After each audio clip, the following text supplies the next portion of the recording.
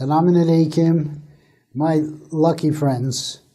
As Muslims, we're learning about our life of our Prophet Rasulullah sallallahu alaihi wasallam to understand how we should be leading our life.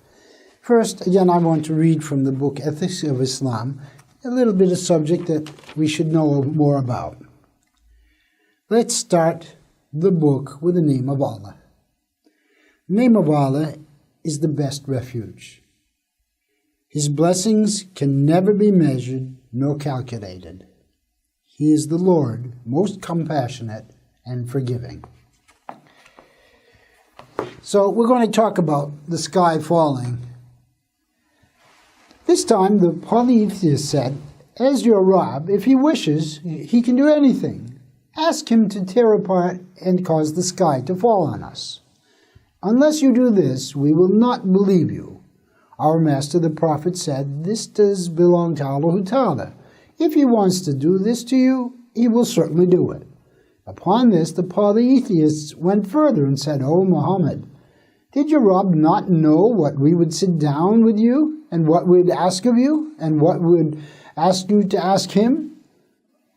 That he did not tell you, so that he could teach you to what you should answer to him?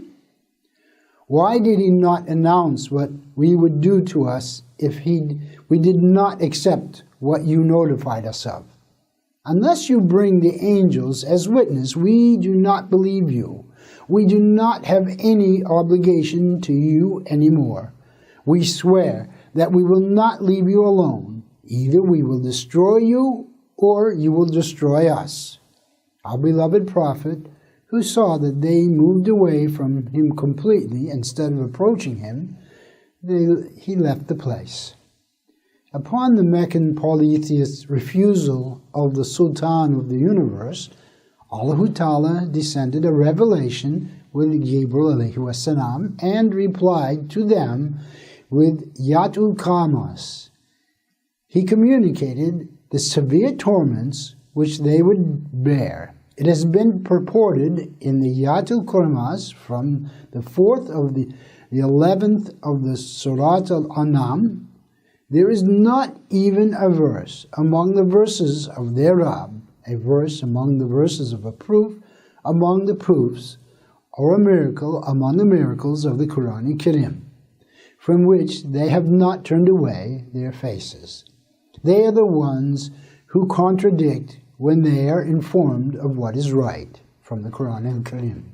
But the message of their punishment for what they have ridiculed and mocked shall reach them soon. Haven't they, the people of Mecca, seen that we annihilated many generations before them? Haven't they intimately known of that? We had given them all opportunities that we have not given to you. We had bountifully sent rains over them.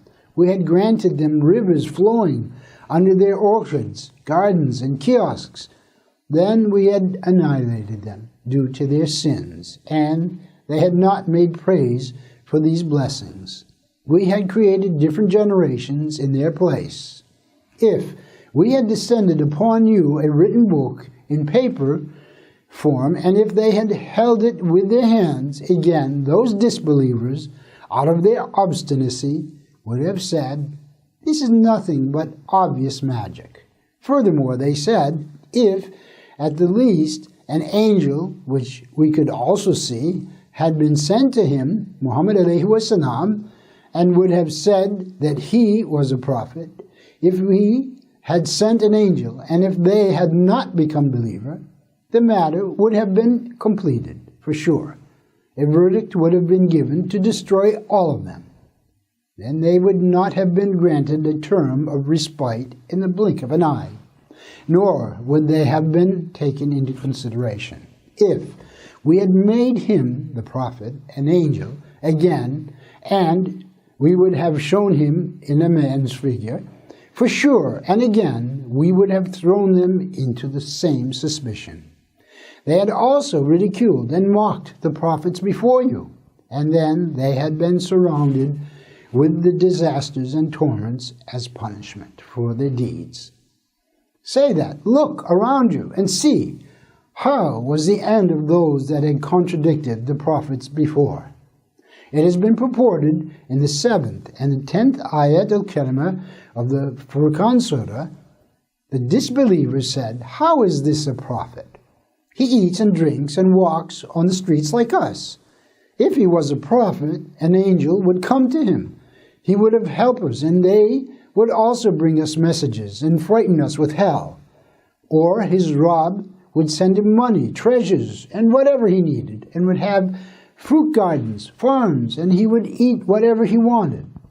Those cruel people said to each other, if you follow him, then you are tied to a bewitched man.